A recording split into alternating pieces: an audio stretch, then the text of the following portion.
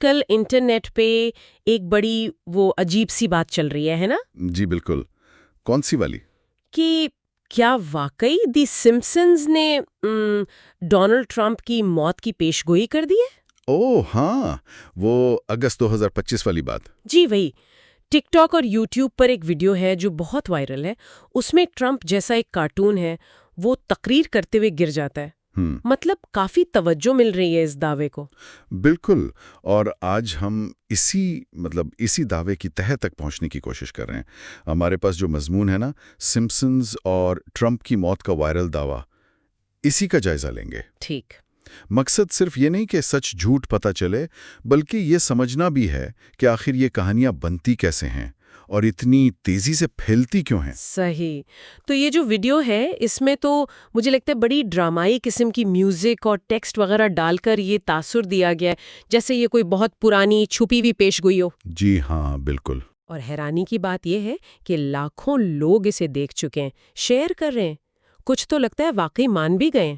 جی، اور اس یقین کی ایک وجہ اب دیکھیں، سمپسنز کی اپنی تاریخ بھی ہے. یہ شو وہ 1980s کی دہائی کے آخر سے چل رہا ہے. ہاں بہت پرانا ہے. تو اپنے طنز و مزاح کے علاوہ یہ بظاہر مستقبل کے واقعات کی پیشگوئی کرنے کے لیے بھی کافی مشہور ہو گیا ہے. اچھا، جیسے کہ؟ جیسے اسمارٹ واچز کا آئیڈیا یا وہ ڈزنی کا فاکس کو خریدنا. اوہ ہاں، وہ تو سنا تھا. اور یہاں تک کہ کچھ لوگ ٹرمپ کی 2016 والی صدارتی جیت کو بھی اس سے جوڑتے ہیں. تو اسی شہرت کی وجہ سے نا یہ شو سازشی نظریات کا ایک آسان ہدف بن جاتا ہے. لیکن ایک منٹ، کیا ماضی کی کچھ پیشگوئیاں اتنی ملتی جلتی نہیں لگتی کہ لوگ تھوڑا کنفیوز ہو جائیں اور اس نئی افواہ پر بھی یقین کرنے لگیں؟ ہاں، یہ ایک اہم نقطہ ہے. اکثر جسے پیشگوئی کہا جاتا ہے نا، وہ دراصل اس وقت کا سماجی رجحانات یا ٹیکنالوجی پر گہرا طنز ہوتا ہے. اچھا. جو بعد میں اتفاق سے کسی نہ کسی شکل میں سچ نکل آتا ہے. تو یہ پیشگوئی سے زیادہ معاشرے کا عکس ہوتا ہے. ہاں. مگر اس خاص دعوے کے بارے میں، یعنی ٹرمپ کی موت کی پیشگوئی، ہاں اس کا کیا بنا؟ کیا یہ سچ نکلا؟ ذرائع کیا کہتے ہیں؟ نہیں، ذرائع بالکل واضح ہیں.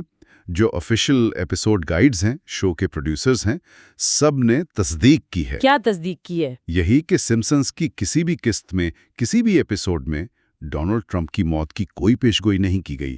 نہ 2025 میں، نہ کسی اور سال، کبھی نہیں. تو پھر یہ وائرل ویڈیو یہ کہاں سے آئی؟ یہ اتنی اصلی کیسے لگ رہی ہے؟ ہاں، یہی تو ساری چالاکی ہے. وہ ویڈیو کوئی اصلی سین ہے ہی نہیں. اچھا. وہ تو مختلف بالکل غیر متعلقہ کلپس کو بڑی یوں سمجھے مہارت سے جوڑ کر بنایا گیا ہے. اور اوپر سے ڈرامائی میوزک، وہ آوازیں، ٹیکسٹ، یہ سب ڈال کر ایک ایسی کہانی بنا دی جو دیکھنے میں تو بڑی اصلی لگے، لیکن ہے مکمل طور پر من گھڑت، بالکل جعلی. بھی کرتے؟ دیکھیں، اس کی کئی وجوہات ہیں. ایک تو جیسا ہم نے کہا، سمپسنز کی تاریخ اتنی لمبی ہے، 30 سال سے زیادہ، سینکڑوں اقساط. ہاں، بہت مواد ہے. تو اتنے مواد میں کہیں نہ کہیں کوئی اتفاق، کوئی ملتی جلتی چیز نکل آنا ممکن ہے. دوسرا، ہمارا دماغ ہے نا، وہ قدرتی طور پر پیٹرن ڈھونڈتا ہے، کنیکشن بناتا ہے. خاص طور پر جب کہانی تھوڑی سنسنی خیز ہو. بالکل. خاص طور پر ایسی کہانیاں جو جذباتی ہوں، چونکا دینے والی ہوں، ان میں دماغ فوراً کوئی نہ کوئی ربط تلاش کرنے لگتا ہے. اور اس میں سوشل میڈیا کا بھی تو ہاتھ ہوگا نا؟ یقیناً، بہت بڑا ہاتھ ہے. سوشل میڈیا کے جو الگوریدمز ہیں، وہ اکثر ایسے مواد کو زیادہ آگے بڑھاتے ہیں جس پر رد عمل زیادہ آ رہا ہو. سنسنی خیز مواد، چاہے وہ سچ ہو یا جھوٹ. جی، چاہے وہ بالکل جھوٹ ہو. تو ایسی کہانیاں لاکھوں لوگوں تک پہنچ جاتی ہیں، اس سے پہلے کہ کوئی باقاعدہ تحقیق یا فیکٹ چیک سامنے آئے. تو سبق یہی ملتا ہے کہ صرف اس لیے کہ کوئی چیز وائرل ہو رہی ہے، ہر کوئی اس کی بات کر رہا ہے، تو یہ ضروری نہیں کہ وہ سچ بھی ہو. بالکل نہیں.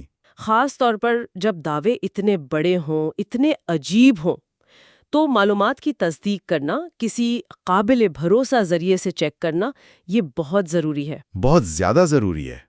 دیکھیں، سمپسنز بلا شبہ پاپ کلچر کا ایک بہت اہم حصہ ہے. ایک ذہین شو ہے جو معاشرے پر طنز کرتا ہے، اس کی عکاسی کرتا ہے. اس میں تو کوئی شک نہیں. مگر یہ کوئی وہ مستقبل بتانے والا کوئی جادوئی آلہ یا کوئی کرسٹل بال نہیں ہے.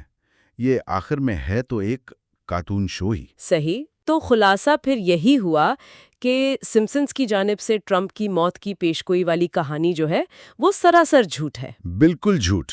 یہ ایک چالاکی سے بنائی گئی جعلی ویڈیو ہے جو بس شو کی جو پرانی شہرت ہے نا پیشگوئیوں والی، اس کا غلط فائدہ اٹھا رہی ہے۔ بالکل درست۔ اور میرے خیال میں سننے والوں کے لیے اس میں سوچنے کا پہلو یہ ہے کہ میڈیا کتنا طاقتور ہو سکتا ہے۔ سازشی نظریات میں اتنی کشش کیوں ہوتی ہے لوگوں کے لیے؟ اور اس ڈیجیٹل زمانے میں معلومات کو پرکھ کر تنقیدی نظر سے دیکھ کر قبول کرنا کتنا زیادہ اہم ہو گیا ہے۔